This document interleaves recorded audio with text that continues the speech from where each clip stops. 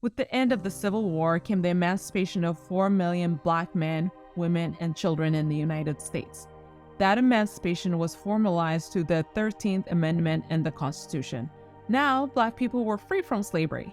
But did that automatically mean they were U.S. citizens and therefore had the same rights as any other citizen, like the right to vote?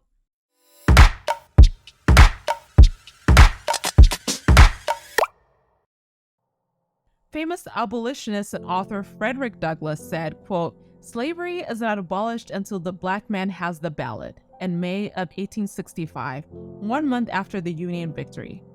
But Black people getting the right to vote would be a long and difficult journey. Although the 13th Amendment, the first of the Reconstruction Amendments, meant that Black people were free from slavery in all of the United States, each state was given the space to enact their own rules when it comes to dealing with the now free Black population. Most southern states enacted a set of laws known as Black Codes. These laws were essentially a way of controlling the Black labor force in a system that resembled slavery.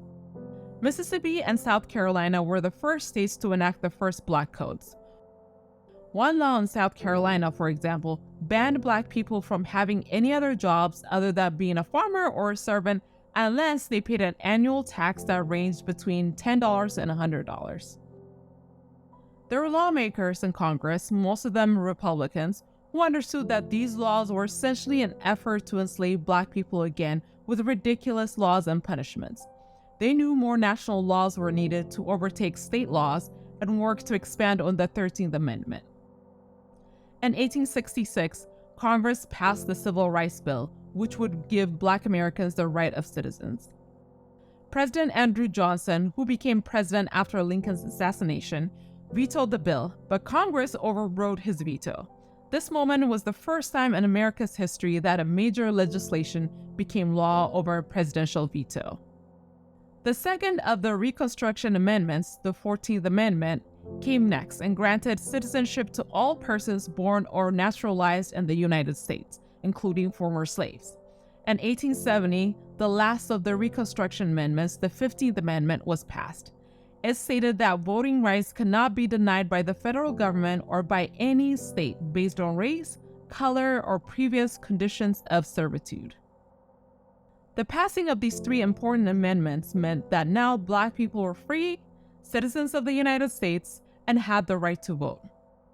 Well, not quite the right to vote, as what the 15th Amendment guarantees will be challenged by several states and local laws that are put in place to make it difficult or impossible for Black citizens to vote for almost 100 years after the amendment is passed.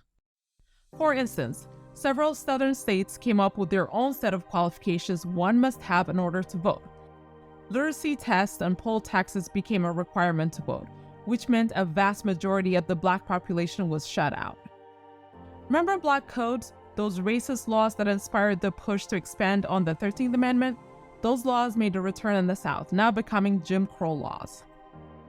Securing the right to vote for Black Americans continued to be a massive battle, becoming one of the most important causes of the civil rights movement in the 1960s. Although the Civil Rights Act of 1964 was a huge achievement, it did not take on discrimination and voting rights. Finally, in 1965, President Lyndon Johnson signed the Voting Rights Act. Literacy tests and other methods used to bar Black voters were finally banned. Before the Voting Rights Act, only 23% of eligible Black voters were registered across the nation. By 1969, the number rose to 61%.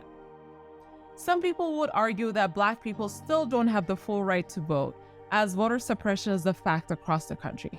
But take this stat as a sign of the incredible progress that has been made. In 2012, 66.6% of eligible Black voters turned out to vote in the presidential election, exceeding the turnout of white voters for the first time in history.